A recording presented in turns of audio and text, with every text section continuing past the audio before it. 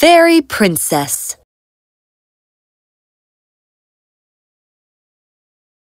Once upon a time, there was a king to whom a beautiful daughter was born. He found her so beautiful that he named her Fairy Princess. Everyone in the court and kingdom accepted this somewhat different kind of a name. But one fairy, called Largy, did not like it. How dare he call his ordinary human child Fairy Princess? I shall not tolerate this insult. I shall teach the king a lesson. So when Fairy Princess was barely 8 years old, Largy appeared in the form of an old woman and kidnapped the child as she played in the palace gardens. She brought Fairy Princess in a beautiful palace and made her work there as her attendant. Fairy Princess, indeed. From now on, you will tend to this fire and ensure that it never goes out. If it does, I shall send you to the monster Larconi to get it back. And Larconi loves to turn humans into stone. Years rolled by. Fairy Princess grew up to be a beautiful young maiden. One day, she was walking past a fountain in the palace when she suddenly saw a rainbow forming in the flowing water. She stood there to watch it, and a voice spoke to her. Fairy Princess, I have been watching you in this palace for a few weeks now. Would you mind waiting a bit to talk to me? Are you this rainbow? Yes, I am. The fairy of this palace wanted to take revenge on my father, a king. So she kidnapped me and put me in a palace far away from here for years. And now she wants to put a horrible spell on me, and so she brought me here without my body. I can only speak through the 7 colors of the rainbow. Oh, my father is a king too, and the fairy kidnapped me too. Ever since I came here, I have never met anyone else. Me too. Ever since she kidnapped me, my body has been in a magical sleep. I can only speak to you now because my body is not here. I too haven't spoken to anyone for years. Can we be friends? Yes, I would love that. It is so good to have someone to talk to. But what is this horrible spell she is going to put on you? I do not know. All I am aware of is that the spell can only be broken if my body is awakened. But even I do not know where the palace I have been sleeping in is.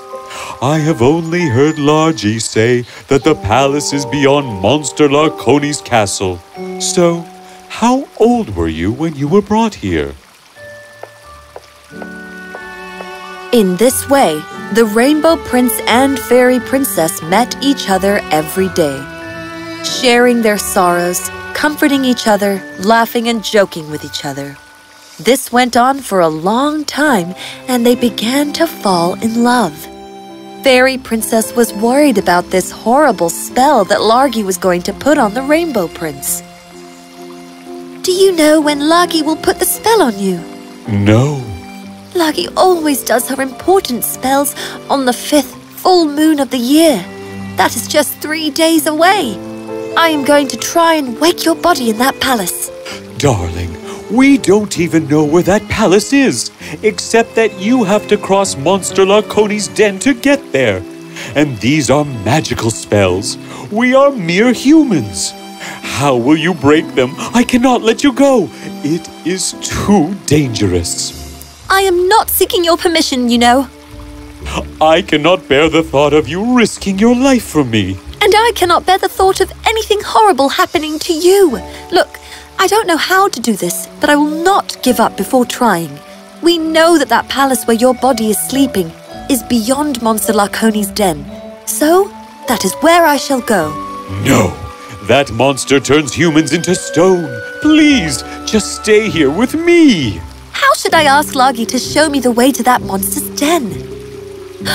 Aha! I know exactly what to do.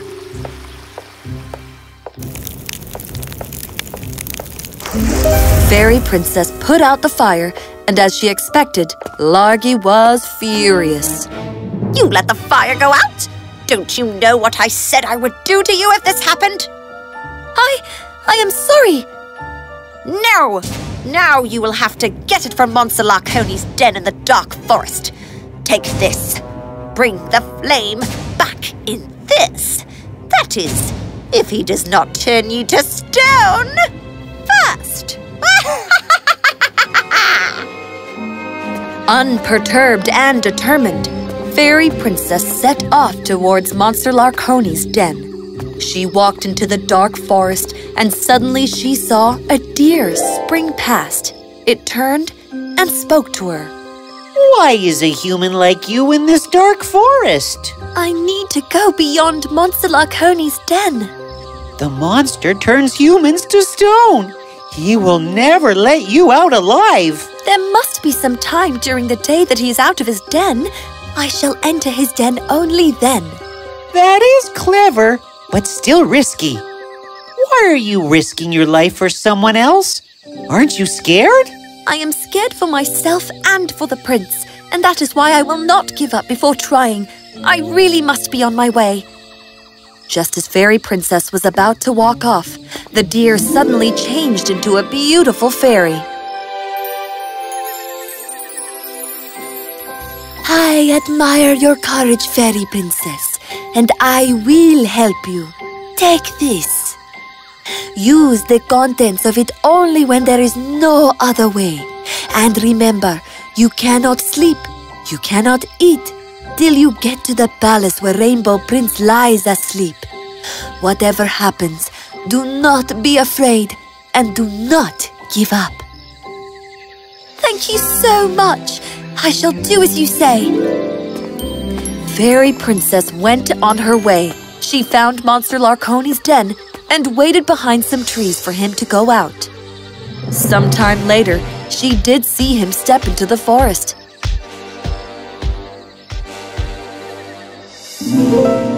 So she dashed inside the den to cross it when she suddenly heard a loud, evil grunt behind her. You thought you could enter my den and I wouldn't know? Please, let me go. Let go, such a fine piece of stone. Don't come any nearer. There was just no other way. She put her hand in her bag and removed what was in it. Immediately, there was such a flash of such bright light that the monster was blinded, and Fairy Princess dashed through the den.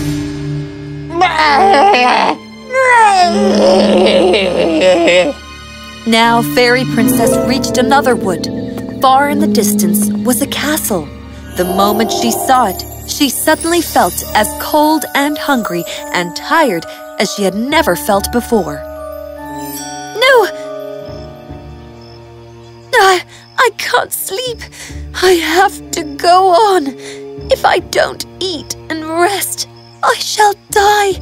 But I can't stop now. Suddenly, a demon appeared before her. Are you hungry? Would you like this? It's nice and juicy. No, I have to move on. And tired, hungry, and sleepy Fairy Princess moved on.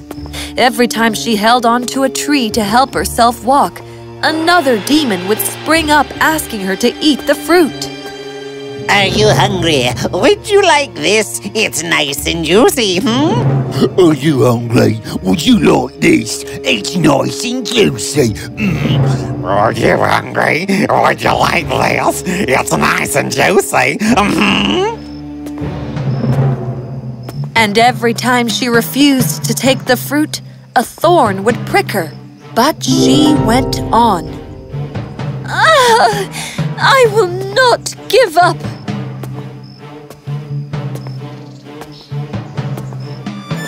It took her every last drop of willpower to go up to the castle. Finally, she reached it, but the doors were locked. She tried to break the lock but couldn't. So She removed the contents of the bag yet again, and she found in her hand a key. She put it in the lock. Immediately she was drawn into a magnificent room. In the middle of the room lay the body of the Rainbow Prince, fast asleep. Is that the prince? She went up to the prince and shook him. He did not stir. How do I wake him? It is a magical sleep, and only magic can break it. She opened the bag and removed what was inside. It was a little violin that increased its size and then played the most beautiful tune one has ever heard. A tune that mimicked the songs of birds and feeling of dawn. The prince stirred and finally woke up. Fairy princess? My love, you reached me. I told you I would not give up before trying. You risked your own life to save mine. You rescued me. Thank you. Thank you so much. Suddenly, there were great sounds of ceremonies, and a beautiful queen walked in with a grand procession of noble men and women. Mother! My son! You are finally awake! Now that our spell is broken. Oh, Lagi will never be able to hurt another human again! How did this happen? Rainbow Prince told his mother all about how Fairy Princess had saved his life and how much they were in love. They also told the Queen about how she had been kidnapped from her kingdom. Immediately, a message was sent to Fairy Princess's parents.